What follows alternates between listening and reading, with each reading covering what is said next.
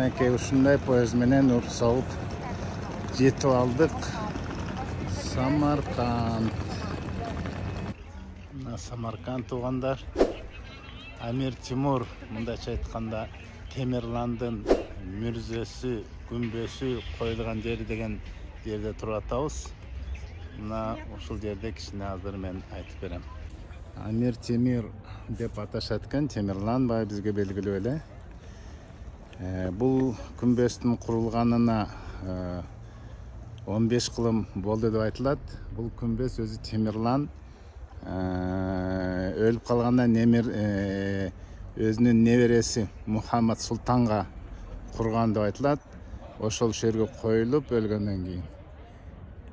Андан кийинкисинде өзүнүн насыйхат насаатында жакын туугандарын жана өзүнүн жерге коюлган деп айтылат. Эми карасаң бийиктиги бир укмуш заңгыраган күмбөс болуп эсептелет. Мына ушул жактан кирип баштайбыз. Эми бул канча бир реставрациядан өткөн деп аталат. Ошондой болгондо дагы абдан кооз ушундай куполдар менен тетиги жакта чоң куполун айтып болбойт. Абдан эле бийик өтө жана кооз экени көрүнүп турат. Мына ушундай Темирлан коюлган жер күмбөз деп айтылат. Эми салыштырмалуу Манас күмбөзүнө караганда албетте айланагы чөйрөсүнө караганда ал да канча эле чоң экен. Ушундай музей менен Амир Темирдин сүрөтү. Мынакей ушул жерде Амир Темир коюлган деп айтылат. Мынакей ушундай кооз кеткен ушундай нерседе экен. Кооздолгон аны муну дейбиз. Эми эмне дебейли?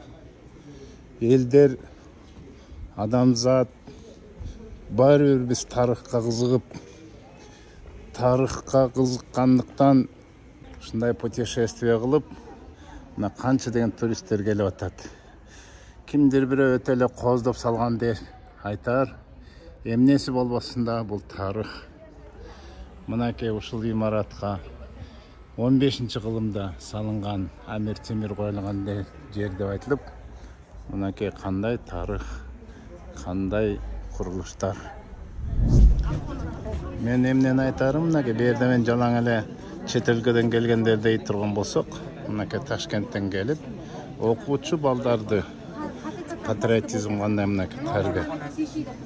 Ушундай патриотизмге тарбия алып, мындай мозаика, бул мозаикалар ошо 16-кылымга таандык экен.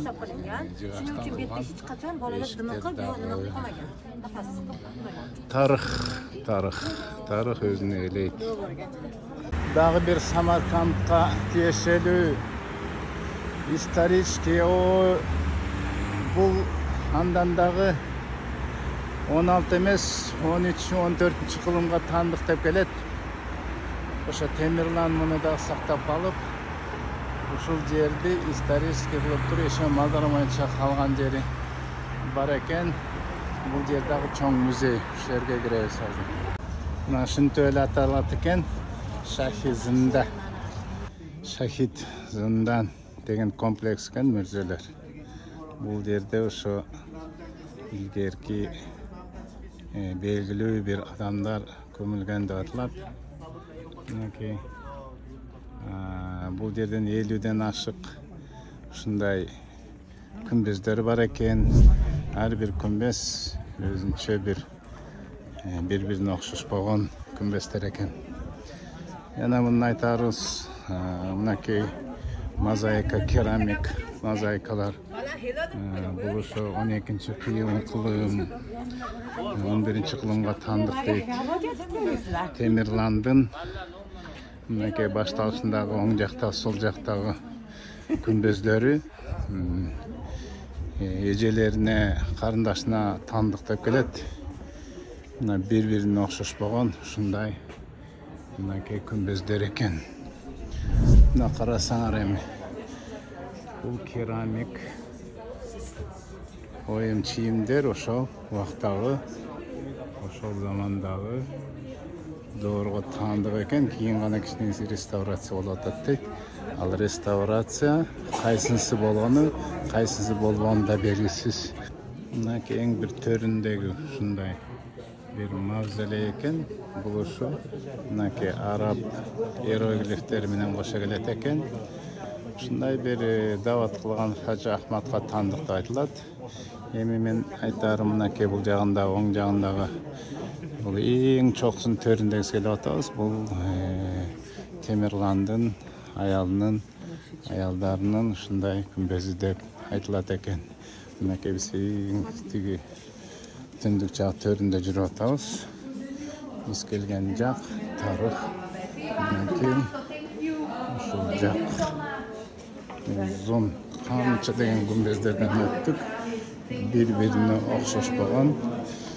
Иностранецтер, чет тилдиктер өтө көп. Бияктан да кыдыра турган жерлер өтө көп. Ар бирисине кирип чыкса эле канча деген убакыт талап кылынат. Мына Самаркандтын мен мындай тарыхый имараттарын айтайын дегеним жок. Чоң базар. Базардын тегерегинде мынакей мындай тазалыкты айткым келди. Күз жалбырактар мынакей түшүп атат. Карагылачы, газондон бир жалбырак көрбөйсүң. Мынакей тазалык. Мынакей ушул мээнет. Мынакей туризмдин келе турган, тарта турган бир ушундай сыпат. Тазалык бул адамдын, ар бир адамдын өзүнүн тазалыгы анын аброю. Ар бир өкмөт, мамлекет өзүнүн тазалыгы менен сыймыктаныш керек. Мынакей мен айтып кетейин. Бул тротуардагы дагы бир жалбырак көрбөйсүң. Мынакей жалбырактар түшүп күз болуп аткан кез болсо дагы. Газондон бир жалбырак көрбөйсүң чиркин. Тазалап атканын көрөсүң. Эми биз кыргыздар абдан гордый, тим эле, намустуубуз. Бизге бирибизге бир кемчилигибизди айтса, өзүңдү билип ал дейбиз. Качан оңолобуз? Өзүбүздүн кебетебизди өзүбүз көрбөсөк, башкалар сынтакса, жактырбасак, кантип өзүбүздүн катабызды жоебуз? Кыргызым, мен өзбекти мактап жаткан жерим, кыдырып, көрүп, туризм менен ушинтип алек болуп, үйрөнөлү. Өзүбүздүн аброюбузду көтөрөлү. Бизге келген туристтерди кандай кабыл алып атабыз? Бул жакка келип өз көзүңөр менен көрсөңөр жакшы болмок дегенди айткым келди. Мынакей канча деген чет өлкөлөр келишет. Кандай деген абройду көргүзүшөт. Биз да ошентели деген чакырыкты айткым келди. Кыдыралы, башка жактан көрүп үйрөнөлү. Намыстанбай, өзүбүздү өзүбүз оңдойлу. Өзгөчөлөнгөн тарыхый жерлерден мынакей медресе Борбору деген жерге келдик. Мына кандай бир кооз жер, карасаңар.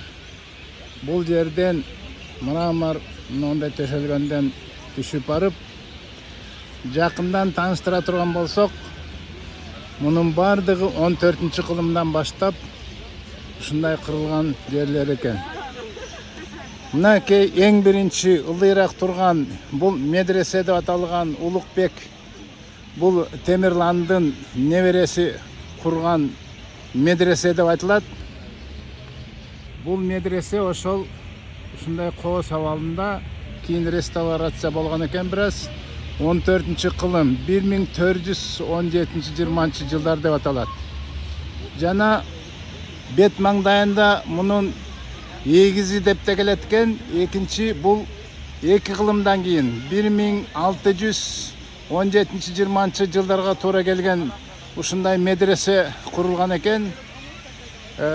Бул медресенин куполу гана айырмаланып турат экен. Мынакей көрүп турасыздар. Бул купол бул жакта жок. Баягы куполу кичинекейирээк болуп турганы менен Бирок ушунун эгизи ушуга окшош кылып курулган деп айтылып келет. Ал эми ортосундагы мынакей бул курулгандан кийинки 50 жылдан кийин Борбордук медресе ошол жерден дагы мынакей башкача өзгөлөнгөн. Тегил жактан мындай медресенин мечити мындай оор абдан көп тонналаган проектировка менен курулган мындай куполу бар. Татынакай жер бүгүнкү күнү бул торговый соода борбору деп аталып калган экен.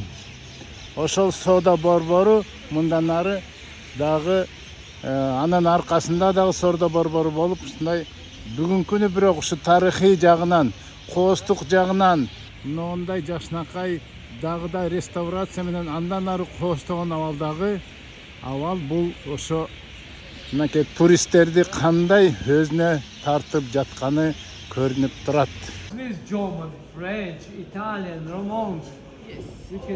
Мынакей иностранецтер. Жана айтып аткан мечит деген Борбордук мечиттин уландысын силерге көргүзүп жаткандагым. Жана окшош эки медресенин көрүнүшү каралаш. Кандай керемет. Көп нерсе бар көрүзө турган. Көп нерсе.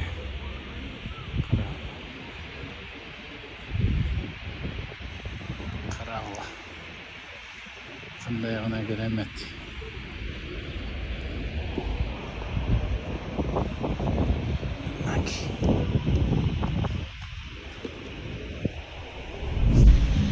Бул уже карагылачы, баягы медреселер Борбондун кечки көрүнүшү, күгүмдөгү көрүнүшү. Туристтер кеткиси жок. Мен дагы бир кызык нерсени айтарым. Мындай эмеге киребиз. Афросиев деген ресторан экен. Мен силерге бир кызык нерсени көргүзөм. Мынакей бул жерге президенттер келип туруп тамак ичип турган жер болгон экен. Эми карап көрсөңөр кандай жыгачтан жасалган, кандай коос жасалган, канча деген жыгач кеткен бул потолокко элестетсеңер. Бул өзү мындай бул жер жайга концерт организовать этип, өзү президенттер тиги жакта ложада отурат экен. Көрүнөбү экинчи этажда. Ошол жакта ложада отуруп концерт көрүп тамактанышат экен. Мынакей ушундай жайды мен силерге көргөзөйүн деген. Эми карап коелу уландысы. Баягы жактан чыгып, Афросиев деген чайханадан чыгып, мынакей карагыла. Мындай королевский тапчан бар экен. Президенттер чыгып алып, мынакей ушул жактан карагыла. Ушул жактан отуруп алгандан кийин заказ кылышып, эми көңүл буруп турсаңар карагылачы. Мынакей делегация менен отуруп карагыла, мен азыр силерге көргүзөм. Эмнени көргүзөйүн дегеним. Мынакей дарья. Суудун жээги. Суу. Тетиги мынакей биз жайгашкан гостиница. Эми карап турула 300 гектар жерден жайгашкан ушундай комплекс экен. Бул Самарканд Сити деген жаңы проект 3 жылдан бери мына курулган. Мынакей өзбектер өздөрү үчүн эмне гана кылышып атат. Карагылачы, мындай гостиница. Тетиги гостиницаны көрдүңөр. Гостиница эмес, Самарканд Реценши. Тетиги жакта комплекс. Эми мынакей жаркыраган тетиги жактагы мына үйдү көркүн чыгарып, мынтип жасаганын көргүлө. Азыр уландысын көргүзөм. Уландысы демекчи. Жанагыдан чыгып, Мынакей қарасаңар. Мынау королевский тапчан. Мынауын жығачын эми. Жығачының көргін кескенін қарағыла. Мынакей. Жығачын қарағыла. Мынакей. Мен айтарым бұл жерден Янан куполды көргісі ататылым. Мынакей. Бұл жақтан дағы емнен айтарым. Бұл жаққа кіріспеткен дағы бір имараты бар. Бұл жерге мынандай қылыша дағы Қырғыздың бозыйын қойып қойған екен. Қарағыла, қандай жарашықты. Қырғыздың бозыйы демекші. Мына ал жерден біз шығып қарап қойсаңар. Бұл жақтан оландысы мынау дария көпірі. Мен сілерге дағы Янан қоғыстыған жерлерден мынакей. Бұл тегірмен екен. Мынандай тегірмен. Адыр тегірменден оландысы. Мынакей тегірмен. Мынакей бұл жерден тегірмен істейді екен. Қарап тұрғыла қандай қоғыстығы. Су, дария. Қарағыла, жаңа имаратты. Қандай қоғыстығын қарағыла. Бұл жерден мен дағы конгресс-центрді көргісем. Ең главны мына қарағыла. Конгресс-центр. Мына ке саммит, шос, конгресс бүттігін шөрге өткөрі тұрған қылып қойып тұр. Самарқандты ұшы чоғылыштардың конгресстің центр қыла тұрған қылып. Мына ке Мирзиеев 3 жылдан бері 300-ден ашық гектарға мына ұшыны салып жатады. Қарағыла. 300 гектардан ашық жерге шардың içine шар салып атады. Бұл Ташкент емес, Самарқанд туғандар. Мына тетігіл жақтан біз яғашқан гостиница. Қарағылачы 300 гектар жерге қандай суларды кіргізіп, жаңағы дария, өзінше дария, қандайген шарчаларды, гостиницаларды, әлі дағы көп құрлелек, көп нәрселері бар екен. Мынакей біз асман деген шар құрылат екен. Асманды қойып башқасын қылып алсын дейбіз. Біздің өлкөбүздө өнүгүп, бийлигибиздин жайына қойып, аға қычыланбай, тұрышпай, біз жардам бергеніміз жақшы деп есептейм. Эмне дегенде биздин эмес, мынакей өзбектердин сыймыгы Орта Азияда ушундай сыймык бар екен деп керек болса, біз де өзбек туғандар үшін қуанып отырабыз. Мына ушул жерге, саммитке, Ташкентке емес шөлден өткөрө турган мынакей ушундай кооз жерди алып келип жайгаштырып койгон.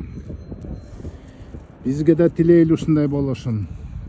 Өлкөбүз өнүксүн, туристтер келсин. Бул Самарканд туғандар. Самаркандта жүрүп атабыз. Али дагы көп биздин кыдырганыбыз туризм алдыда. Кыдыралы көрөлү. Көрүп турандан кийин окшоштуруп өнүгөйлү. Аллахым биздин өлкөбүзгө, бийлигибизге жана жалпы биздин жумуриятыбызга тынчтык берсин деп айтып кетмекчимин. Мындай бир гостиницаны көргүзгүм келди. Şu 5-звездочный гостиница экен. Мынакей ушундай келип туруп 2419 деген номеру менен гостиница, мынакей шкафтары келип. Мен көрүскөн мына киргенде эле мындай бул өзүнчө туалети бар экен. С подогревом бардыгы кнопкасы менен. Отдельно бул зал телевизору менен двухкомнатный деп эсептелинет экен бул. Бул спальный, мынакей спальный. Одан мынакей карасаңар шикарный. Тумбочкасы менен. Анан негизи экинчи бул ванна, раковина, подогрев менен. Мындай кнопкалары менен, унитаз. Мынакей мындай номер экен. Ваннасы менен, шампунь душтары менен. Эми мен силерге эң негизги дагы көргүзөйүн дегеним. Көргүзөйүн деген бияк өзүнчө дагы телевизор. Эми эң негизгиси урматтуу менин замандаштарым, гостиницанын аты мынакей Карагылач вид. Көрдүңөрбү, урматтуу замандаштар? Вид Карагылач гостиницалар, Самарканд Регенс. Мынакей баягы